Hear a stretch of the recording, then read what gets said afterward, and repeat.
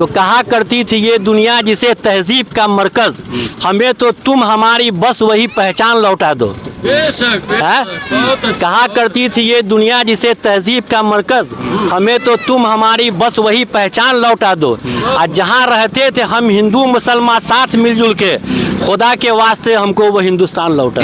बस आपसे सिंपल सा सवाल ये है कि 2024 में जो आम चुनाव होने वाला है, तो इसमें आप पीएम किसे देखना चाहते हैं, राहुल गांधी को या मोदी को? हम लोग तो राहुल गांधी को देखना चाहते हैं। वजह? क्योंकि जितना ये हम लोगों के साथ जो वादा किए थे कि ये सस्ता होगा, वो सस्ता होगा, अच्छा दिन आएगा, जो हम लोग 20 रुपये चावल खरीदते थे वो आज 50 रुपये चावल हम लोगों को खरीद के खाना पड़ रहा है। सिलेंडर जो दिया था 400 रुपया, आज जो है तो 1200 रुपये सिलेंडर हम लोग को लेना पड़ रहा है। तो ये अच्छा दिन कहाँ आया? हम लोगों के लिए तो ख़राब दिन आ गया ना। मोदी जी के लिए अच्छा दिन है जो मंदिर घूम रहे हैं, ट्रस्ट को पैसा दे रहे हैं, और गरीब यहाँ हिंदुस्तान का मर रहा है। तो इसको क्या कहा जाएगा? मोदी जी अपने लिए कर रहे हैं, हिंदुस्तान के लिए कुछ नहीं कर रहे हैं, समझे ना। यही कहना है हम लोगों का। हम लोग राहुल गांधी को देखना चाहते हैं, क्योंकि बदल करके सरकार आएगी तो पब्लिक को कुछ फ़ायदा होगा, ऐसे कोई फ़ायदा नहीं है। तो राहुल गांधी अगर हो सके उनके सरकार में महंगाई कम नहीं हुई, फिर क्या करेंगे? फिर दूसरे को देखा जाएगा। कौन आपकी नज़र में दूसरा कौन है? अभी तो हम लोगों के नज़र में नीतीश ही अच्छे है। अच्छा, हाँ, नीतीश की सरकार जो है हम लोगों के लिए बहुत अच्छी सरकार है। तो आपको लग रहा है कि नीतीश कुमार को 24 के लिए पीएम के लिए दावेदार होनी चाहिए? दावेदार तो होना चाहिए। हम लोग कह रहे हैं कि उसके अंदर पीएम की काबिलियत नहीं है। काबिलियत अगर नहीं है तो इतना दिन से मुख्यमंत्री बिहार के क्यों रहे? और अगर उनके अंदर काबिलियत नहीं होती तो सबसे बड़ी बात है कि बीजेपी को फिर छोड़ करके अपनी पार्टी में क्यों आते? बीजेपी में चले गए थे ना। तो फिर यहाँ पे भी लोग सवाल करते हैं कि पलटू है वो, कहीं एक जगह रुकते नहीं है वो तो बात की बात है। अभी तो हम लोगों के लिए मोदी जी की सरकार अच्छा कोई काम नहीं किया है। अच्छा, बस आप बताइए, आपको क्या लग रहा है, आप क्या चाहते हैं 2024 में किसे प्राइम मिनिस्टर बनाना चाहते हैं? देखिए, सवाल पैदा ये होता है कि 2024 में हम लोगों ने ये सोचा है कि इस बार जो है ना नया चेहरा लाएंगे, एक चेहरा नया होना चाहिए। इसलिए कि मोदी जी ने जो काम हमारे लिए किया है, हमारे हिंदुस्तान के लिए, इन्होंने हिंदुस्तान को पूरा बेच दिया।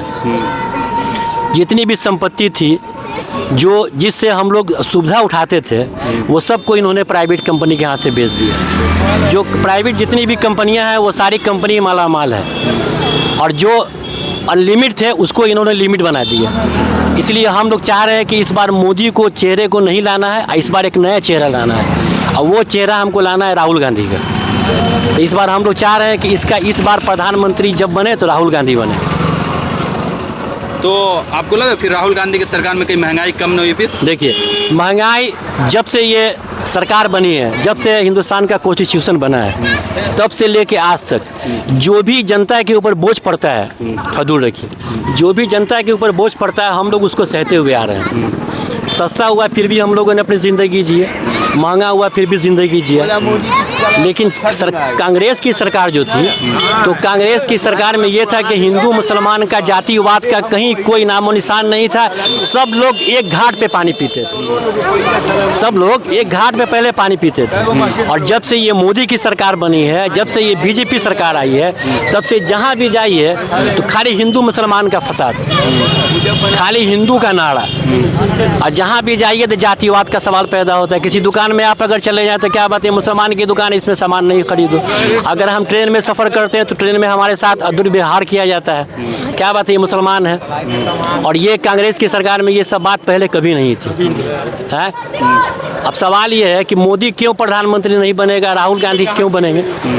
एक बात बताइए कि एक चाय बेचने वाला, जो एक चाय बेचने वाला जाहिल आदमी बिना सर्टिफिकेट के हिंदुस्तान का प्रधानमंत्री बन सकता है, तो एक राहुल गांधी, इसका बाप दादा परदादा पूरा वेल एजुकेटेड है, और जिसकी माँ प्रधानमंत्री थी, जिसका बाप प्रधानमंत्री था, तो क्या उसको राइट नहीं प्रधानमंत्री बनने का? अच्छा, ये ज़रूरी नहीं है जिसका बाप काबिल हो बेटा भी वैसी काबिल है? देखिए, ये ज़रूरी नहीं है, लेकिन बाप का असर बेटे के अंदर ज़रूर पड़ता है।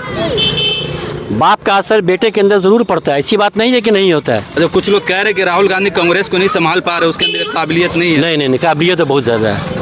देखिए, ये तो हमारी आपकी ये तो सोच है।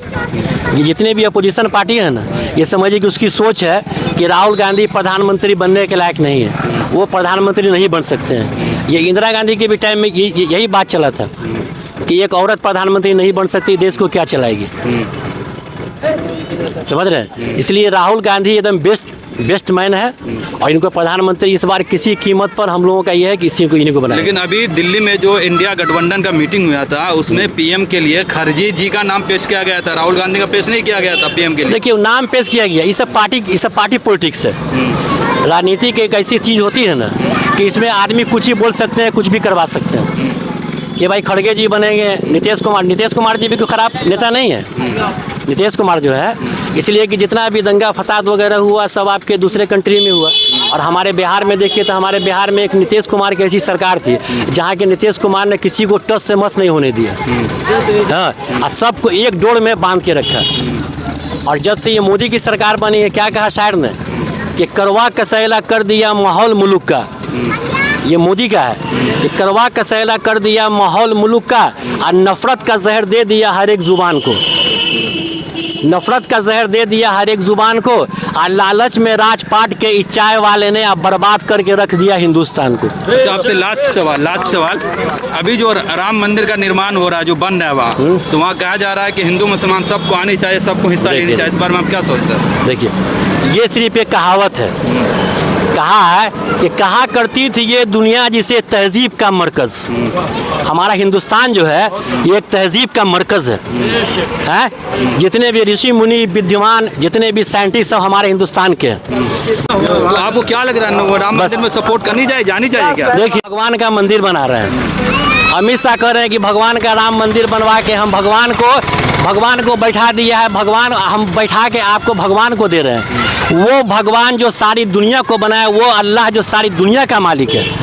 और आप कह रहे हैं कि हम भगवान को ला के राम मंदिर बनवा के सब क्या राम तो आपको क्या लग रहा है, सपोर्ट करनी चाहिए नहीं मुसलमानों को? आप एक बात बताइए, क्या राम मंदिर से लोगों का पेट भर जाएगा? बिल्कुल भी नहीं। राम मंदिर से लोगों को सर्विस मिल जाएगी? बिल्कुल भी नहीं। नौकरी मिलेगी? बिल्कुल भी। राम मंदिर से बेटियों की शादी हो जाएगी? है? सिर्फ राम मंदिर एक बना दिया। आज जाइए आप किसी फुटपाथ के ऊपर चले जाइए, भी ठंडी का दिन, देखिए भी कितने गरीब लोग चादर के लिए, कंबल के लिए मर रहे हैं, खाने के लिए मर रहे हैं, और आप राम मंदिर बनवा के खरबों रुपया हिंदुस्तान का खर्चा कर रहे हैं। क्या इससे फ़ायदा है? इससे भगवान आपके खुश हो जाएंगे? भगवान कब खुश होगा? जब यहाँ की एक एक गरीब जनता, एक एक बच्चा, एक एक मजबूर लाचार जो भी है वो सब खुशहाल हो जाएगा। उस टाइम भगवान कहेगा कि वाकई में हमने एक दुनिया बनाई थी, हाँ, यही वो दुनिया है जिसको हमने सोचा था। बहुत अच्छा, बहुत अच्छा।